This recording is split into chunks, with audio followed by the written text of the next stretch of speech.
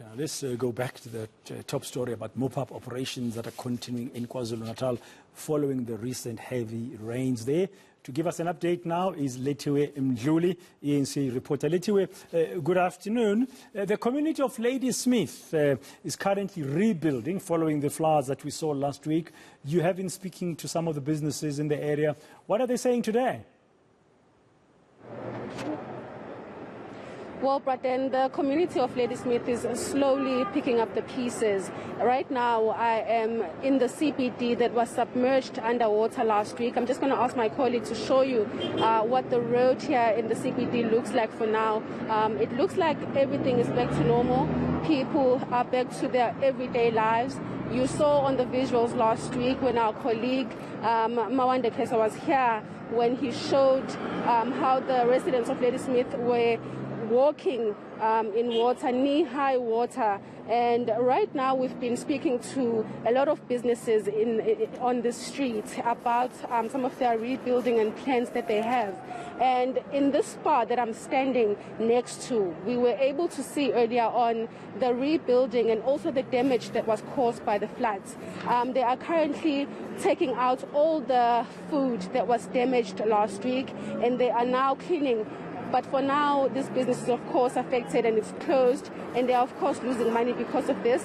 And as you can see, this area has been barricaded, and earlier on there were a lot of staff from SPAR working outside and just making sure that they work overtime so that they can reopen. We've been told by locals that this is the second time that this particular SPAR has been flooded over the last year. And of course, there are other businesses as well on the streets that were also affected by the floods, and they've been telling us that they're trying to rebuild and just slowly putting their stores back in order so that they'll be able to reopen for customers. But of course, the government last week, the local government here in KZN, came and assessed the situation, and they were saying that they're going to do some planning and more assessing, and just try and find out how much money will be needed to assist those businesses that have been affected.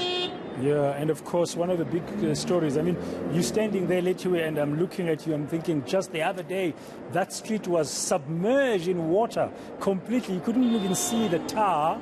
So the whole issue of the drainage system, the water drainage system, is going to have to be addressed. But what about schooling? What about the schools? Because schools were also affected there in Ladysmith by the floods. What can you tell us about that?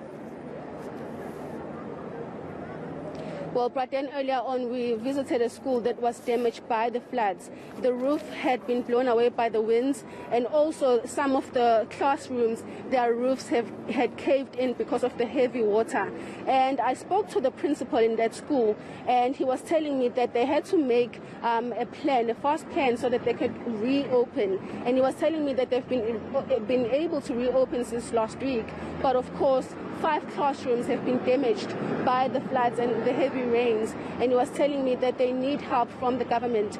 He also said something about having temporary structures put up so that by the time that every learner or every pupil comes back to school, they will have a desk to sit on and they will be able to learn under a roof. He was saying that sometimes government, the interventions that they come up with, they take a bit of time, and as a result, they'll have to close the school for a really long time. So they had to come up with something very quickly so that they'll be able to reopen and those pupils will be able to receive the education that they need. But of course, the Department of Education, he was speaking to the MEC a bit earlier on, he did say they need around 3 billion or 2 billion rands for the infrastructure across the province, because Ladysmith was not the only town that was affected by the flooding. Umgungundlovu district was also affected by this, and we understand that there are some schools in that area that were also closed as a result of the floods.